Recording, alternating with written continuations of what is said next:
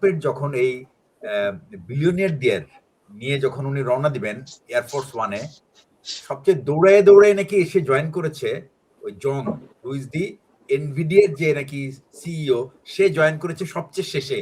এবং একটা ডেসক্রিপশনে বলছে যে he came running just to catch the flight.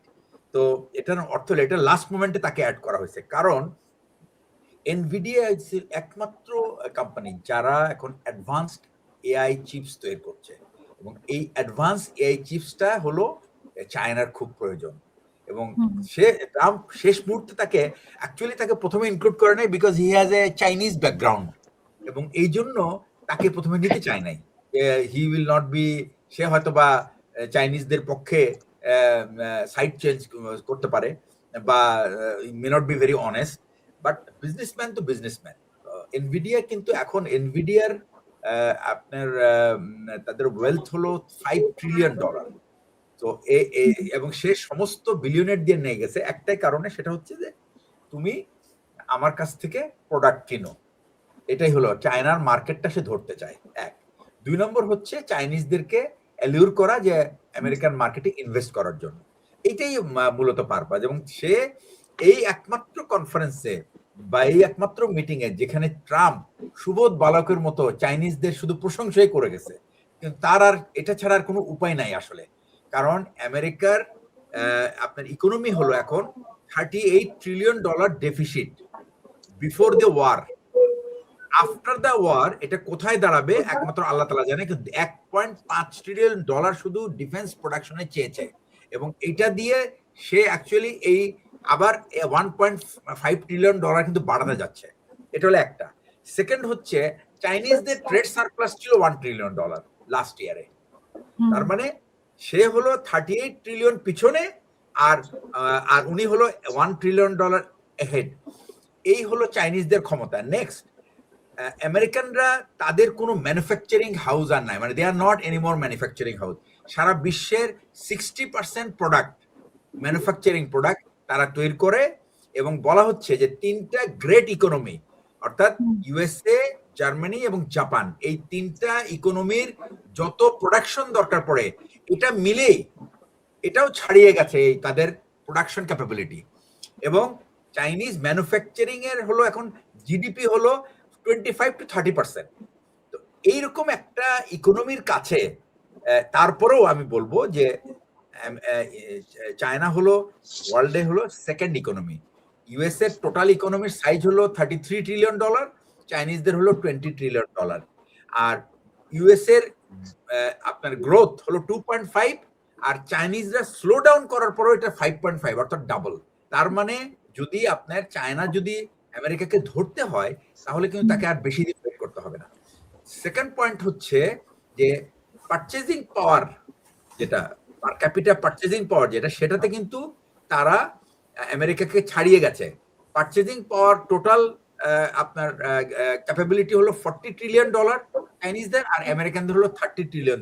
তার মানে এটা তারা ছেড়ে চলে। শুধু একটা জায়গায় চাইনিজ পুরো টেকনোলজি একটা জায়গায় শুধু পিছিয়ে আছে, সেটা হচ্ছে অ্যাডভান্সড সেমিকন্ডাক্টর। এই অ্যাডভান্স সেমিকন্ডাক্টর ফিল্ডে যদি, এবং এখানে চাইনিজদের ইনভেস্টমেন্ট হলো $1 trillion in the research project. গত আমি এর আগের একটা ভিডিও আমি দেখেছিলাম আপনার জেফ্রি স্যাক্সের, প্রফেসর জেফ্রি স্যাক্স, কলম্বিয়া ইউনিভার্সিটি, সে বলেছে চাইনিজরা $2.5 trillion is their manufacturing research house.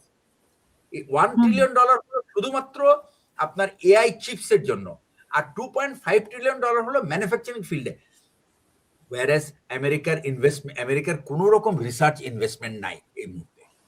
এই যদি অবস্থা হয় তাহলে তো সে তার কাছে গিয়ে তো হাত জোড় করে বসে থাকবে, সুবোধ বালকের মতো কথা বলবে।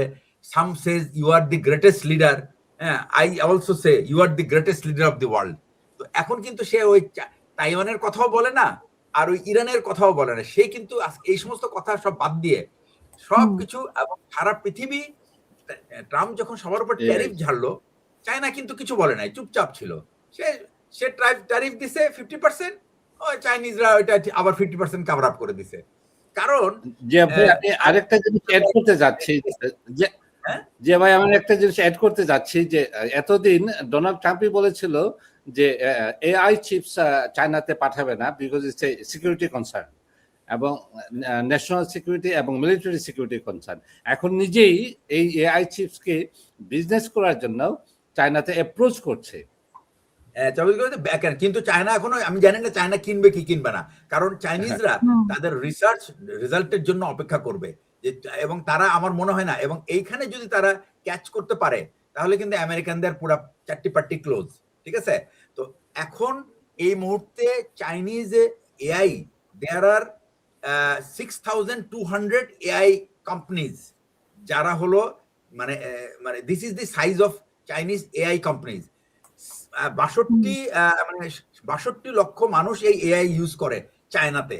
তো এই, এবং তাদের এআই সাইজ অফ এআই এর যে ইকোনমিটা, এটার size is something like $250 billion. এবং এইরকম একটা ইকোনমির সাথে আপনি কোনোভাবেই পেরে উঠবেন না। এটা তো হলো একটা সাইড। সেকেন্ড হলো, তারা মিলিটারি টেকনোলজিতে তারা যে এতদিন চুপে চুপে যে সমস্ত রিসার্চ করছিল সেগুলি কিন্তু তারা এতদিন দেখায় নাই। এটা লাস্ট যখন মিটিং হয়েছে, সেই মিটিংয়ে কিন্তু যে কনফারেন্সে আপনার পুতিন গিয়েছিল, তারপর হলো কিম জং উন দিয়ে গেছে, তাদের সামনে একটা ডিসপ্লে করেছে। এবং তাদের এখন যা আছে সেটা হলো এআই ড্রিভেন আপনার স্টিলথ সাবমেরিন আছে, এআই ড্রিভেন স্টিলথ সাবমেরিন আছে, যেটা হলো আনম্যান্ড সাবমেরিন। তো এই হলো আপনার দি কোয়ালিটি অফ চাইনিজ ডিসকভারি, আমি বলবো। তো এইখানে এখন আর কিছুদিন পরে, এখন কিন্তু আমি জানি যে চায়নার পিছনে কিন্তু লাইন লেগে যাবে আপনার সমস্ত আপনার তাদের টেকনোলজি কেনার জন্য বা তাদের আর্মামেন্টস কেনার জন্য। কারণ চায়না দুইটা যুদ্ধে তাদের কিন্তু টেকনোলজিক্যাল সুপিরিয়রিটি এটা প্রমাণ করেছে। এক হচ্ছে ইন্ডিয়া পাকিস্তান সিন্ধুর যুদ্ধের সময়, আর সেকেন্ড হচ্ছে আপনার হলো ইরান ওয়ারে। এখন যে চমকটা ইরান ওয়ারে দেখাচ্ছে সেটা হচ্ছে সাডেনলি F-35 স্টিলথ যখন ফ্লাই করার কিছুক্ষণের পরে কিন্তু তারা একটা মানে জেনারেল ইমার্জেন্সি সিগন্যাল দিয়ে তারা আর coming back to from the mission.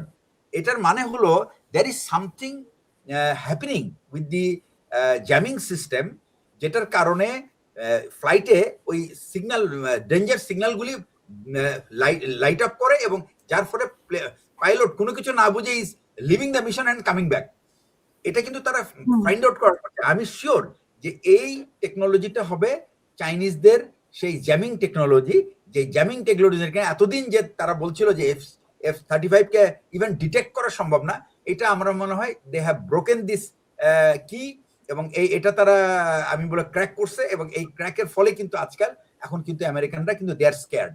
এছাড়াও যে আগামী যুদ্ধে আর চাইনিজদের দুটো মানে ইরানের দুইটা খুব বড় বড় দুইটা এগ্রিমেন্ট আছে, একটা হলো চায়নার সাথে ফর 25 ইয়ার্স, আর একটা হলো রাশিয়ার সাথে 25 ইয়ার্স। এবং এই দুটো এগ্রিমেন্ট থাকার পরে ইরানের আমার মনে হয় আর কাকে ফেস করবে তারা, এটা নিয়ে তাদের আর চিন্তার কোনো কারণ নেই। এবং তারা কিন্তু বলেছে যে the more surprises will be coming, you have not seen anything।